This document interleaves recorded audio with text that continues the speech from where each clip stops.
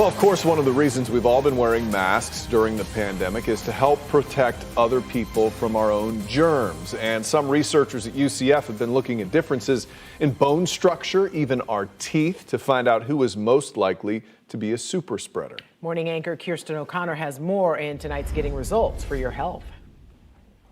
One way to fight COVID is equivalent to making a bad combustion design. That's what UCF assistant professor in mechanical and aerospace engineering Michael Kinzel says could be our next tool in the fight against coronavirus. When we added the nasal passage, it opens up another flow network and it interacts with your mouth jet and actually redirects things down and mixes it up a little bit better. If we pull this back to the real world, blowing your nose is actually a good thing to do if you know, in the context of social distancing. A lot of this research, he says, depends on saliva and the differences in our bone structure. We found that women tend to have less saliva that's thicker, indicating that they're less likely to transmit something like COVID.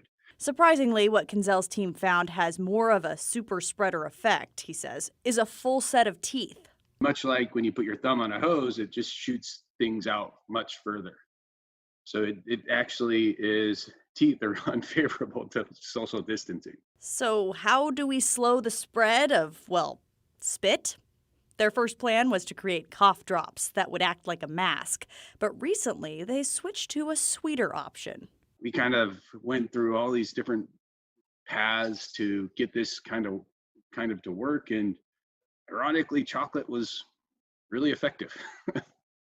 Who knew? A chocolate that does exactly what the body does when we get sick. It makes our saliva thicker and reduces it.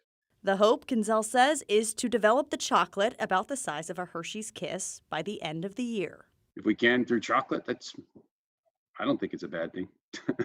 Getting Results for Your Health, Kirsten O'Connor, News 6. What Okay. an interesting story. Godiva just called.